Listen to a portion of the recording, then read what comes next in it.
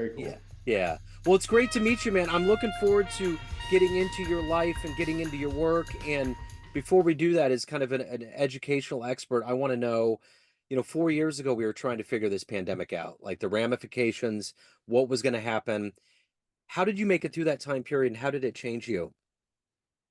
Well, it's funny you should ask that because here we are 4 years later, and I think we're still trying to figure it out. Yeah. Um, but at the same time, the pandemic was actually, I mean, I hesitate to say that it was a good time for me, but it was an interesting time for me in that the infrastructure of education changed, right? It became that traditionally everything was brick and mortar. Obviously, school was brick and mortar. You had to be there physically, but even tutoring and all sorts of um, college prep, every service was done in person.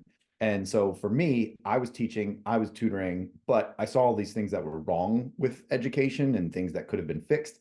But I didn't really have any like way to go about fixing it because I didn't have the startup capital to do something that required a brick and mortar. When the pandemic happened, that changed for me. A lot of stuff went online. Things became normalized by being online. And so it really allowed me to get my foot in the door. It allowed me an entryway into the industry to say, all right, I'm going to do this on my own. I'm going to start to fix some of these things that I think are wrong. And in that way, it actually allowed me to kind of level up where I was and go from just educator to, actually like an institutional player in the game. So let's get to the heart and soul of what you do on a daily basis. I'm going to put you in front of a bunch of third grade students at career day. One of the kids is curious and says, "Hey, what do you do for a living?" How do you answer that child? I think I would tell him, hey, so sometimes when your teacher teaches you math, you don't always get it right away. Sometimes it's difficult, or sometimes when she teaches you history, it's hard for you to understand. And when you go home, your parents can't teach it to you either. So you need someone to sit down with you one on one and help explain it to you further. And that one on one interaction, because there aren't 20 other people that your teacher has to focus on, can really help you get that information.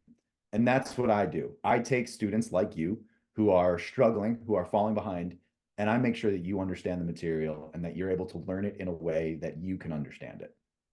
So what did you want to be in the third grade? What was your dream? I think probably professional hockey player. Um, I think I'd have to go back and ask third grade me that, but I would be willing to bet it was that. I got into education kind of through a backwards channel. I was working as a writer and I was looking for part-time work, which actually kind of we'll get into that further. But I was looking for part-time work and there was a company that was hiring a private tutor. And so I went and I had an English degree and I said, yeah, I can do this.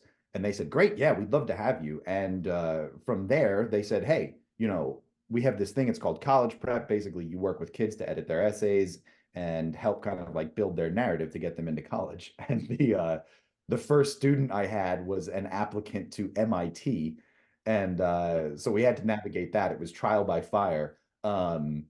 But it turned out that I was pretty good at it. And so I kind of kept going with it. And like I said, when the pandemic hit, I saw the opportunity to really make my own thing and make some changes to the industry. And I took it and ran with it.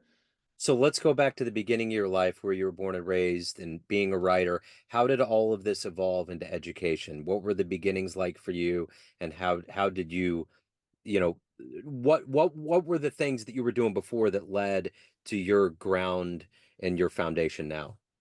Yeah, for sure. So, I mean, really, it probably starts with freshman year of high school, taking a math class, and also going back to being a professional hockey player, trying to navigate 5 a.m. practices at the same time. So for me, math was always very easy when it was just numbers. As soon as they added the letters, it threw me for a complete loop, and I had no idea what was going on. And so my grades went from, decent grades to I remember getting like a 29 on an algebra test and being like, this is not good. Um, and when we factored in the fact that I was focused on hockey and everything like that, it became very difficult. And so my parents, not going to be willing to or open to having me get all these bad grades, they said, let's get you a tutor. And it was crazy. In a matter of weeks, I went from like not being able to get anything done in this class to like 97, 98. And the two kids, Will and Jason, who sat next to me, who were my friends, who were also struggling in the same class, going like, what is this guy trying to teach us? We're like, what did you do? And we wound up having like a little pod with this same tutor because they were like, we have to do this. And we all pulled our grades up immediately. And so I didn't really quite figure it out at 14, but I knew later on, I like something went off and I was like, it is crazy that you can struggle that much, right? Getting a 20, I mean, a 29 is like you're getting 1 in 4 questions, right? Yeah. Uh, acing it, no problem. And that was really a huge thing for me. So I went to college, dabbled with that. I always excelled on the arts, humanities side of things, and I loved to write. I loved writing essays. I would help my roommates and kids in college with their essays. I became like a little bit of a black market tutor, if you will, in college. Um, Before eventually, moving out of moving out of college and moving into my parents, as many students my age did, trying to figure out what you were going to do, right? And so I knew I loved to write, and I was kind of figuring out what the career path was when I got snapped up by that company and started doing education. So, who's been a hero? Who's been an inspiration for you in your career? That's a great question. Um, That is a great question. I mean, as a history teacher, I probably need to go back to Abraham Lincoln. When you look at what the guy was able to do, bringing in all sorts of like competing personalities, people who were naturally opposed to each other, people who were going to challenge him. I think we live in an echo chamber today, right? With social media and everything like that, we are designed to just listen to what we already want to hear. And I think it's important to bring in competing viewpoints and perspectives. And even when I'm working with a student, I think this is kind of an adage I kind of pitch to parents too, is that like I'm not teaching your child what to think. I'm teaching them how to think. So if we're working on history or English, whatever it is, it's more about taking the facts and then analyzing them as you will. And it's not my job to tell you how to interpret them. I might challenge you. I might I might offer different perspectives, but I'm never going to sit there and say, this is how you have to think about things or this is the way it is. It's more about the student kind of like taking their time to look at what actually is and then figuring that out for themselves. So, if you could meet one person alive on the planet right now that you find fascinating, who would that be? Who would you love to meet and talk to? That is a good question. Let me take let me take 30 seconds to think about that. I mean, God, I wish we had better political role models at the moment because there'd be Yeah. someone like that I would love to meet. I would probably say, you know what, in that same vein, I probably would say Barack Obama because whatever your politics are about him, I always felt that he was very pragmatic, well spoken. He was a straight shooter, and he kind of addressed things in the vein of hey, this is what we have. Some people are going to like it, some people don't like it, but this is what we have. This is what we're doing, and this is how we're going to move forward. And I Yeah. think that there's a refreshing aspect of that I really appreciate. So you have to give out good advice in your line of work. What's the best advice you've ever gotten?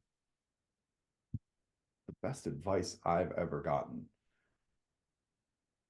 It sounds a little bit cliche, but the best advice I've ever gotten as an entrepreneur is do not give up. The goal to the game, the key to whatever it is we are doing is to be persistent beyond the point of sanity. Right. I was speaking with a partner the other day, and she was struggling in her business a little bit. And she goes, I just don't know if I can do this anymore. I don't know. She was just kind of despondent over the whole thing. And I said, Tiffany, I think the goal is just pushing against the wall and trying to find the soft spots until your fingers bleed. You Yeah. just have to keep pushing and pushing and pushing. And especially in the entrepreneurial world where you don't really have all the answers, right? When we went to school, they made it seem as though all the answers were there. You got the answer on the test, and after you did this, you were going to go to the next school, and then you were going to go to college, and you were going to do that through applications, and then you were going to get a job, and a boss was going to tell you what to do. So, like 90% of the population deals in this situation where someone else is going to give them the answer. That's what people hire me for, right? They go, I don't know anything about college applications. Can you tell me what to do? But when you're the entrepreneur, you don't really have that luxury, right? You got to figure it out yourself, which is where the value of a mentor comes in or something like that. But I think the one thing that I have learned beyond all else is just don't give up. There are moments where you are going to be despondent, and that's when 95% of people give up, and the other 5% are the percent that are successful. So what is your motivation every day to do the work that you do? You obviously have to give a lot to your clients, but you have to maintain, enough for you to evolve as a human. What is that combined gas in your tank? I have a lot of really great clients. I will say that. I have a lot of really great clients who are just excited that there's someone there to finally help them. I meet a lot of people who are excited about the chapter in their life. They're anxious about sending their kids off to college, but the kids are really happy about going off to college. So I actually find myself in a really kind of nice position in that, people who are going off to college, they're anxious, but I find them to be very enjoyable. For me, I think, and this goes back to what I was saying earlier in the interview, which is that, there are a number of things that are wrong with education. Like you said, with the pandemic, there are things that we as a country are struggling with. And I see myself building my company and my corporate culture in a way that addresses those things. And those things are not things that we fix overnight. Those things are not things we fix in a year or 5 years or in a decade, right? Those are things we're going to fix over a lifetime. And, we're going to start the conversation in my lifetime, and the next generation is going to have to keep doing that. And I think big picture, those are the things that keep me going, in that I look at my company and what I'm doing here as a way to really change the conversation in education so that we can fix what is a broken system. So at the end of the day, what are you the proudest of all these things that you've accomplished and become in your life? What are you the proudest of?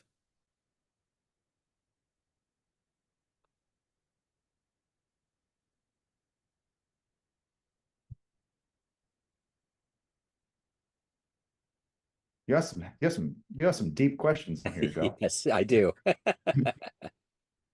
Um, I think I'm most proud of the relationships I've built. I think at the end of the day, the money we have is going to go to somebody else, and all the things that we have, they're going to become somebody else's. And, the company that I've built will, hopefully persist beyond my lifetime. But like I said about people work, and also tutors, counselors, many other people who,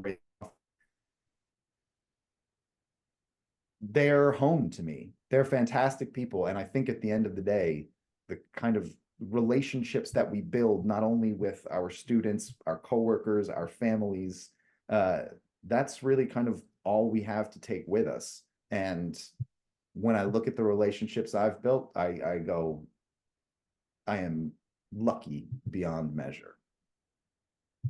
So everyone has a perception of you, family, friends, clients, but you run the show. What's your perception of you? Who do you think you are? I think I am somebody who is not in the business of telling people what they want to hear. I think that, in society, we do get a lot of that. Like I was talking about with the echo chamber, in my industry, we get a lot of that. Oh yeah, no, that's a great idea. Yeah. Where I look at myself and I say, no, like, we cannot be telling people what they want to hear. We need to tell people what they need to hear. I think of myself as a straight shooter. I think of myself as somebody who's highly objective and pragmatic. I think of myself as somebody who wants competing opinions, who wants opposing viewpoints, because only through those things, only through the challenging and the defensive ideas, can we actually kind of build up who we are and build up our philosophies to really kind of withstand the challenges that they're going to face in the real world. So if anyone wants to hire you, reach out, any of the good business, where can they go? Where's the best place to go? So you can go to our website, mrmeducation.com. You can also find me on Instagram at MRM Education or at MattMcGee_Ed Consulting. Wonderful, Matt. This has been great. Thank you so much. I really appreciate you being candid and open. Thank you for your story, and best of luck with everything. Thank you so much, Joe. It's a pleasure being here. Yes, absolutely. Take care.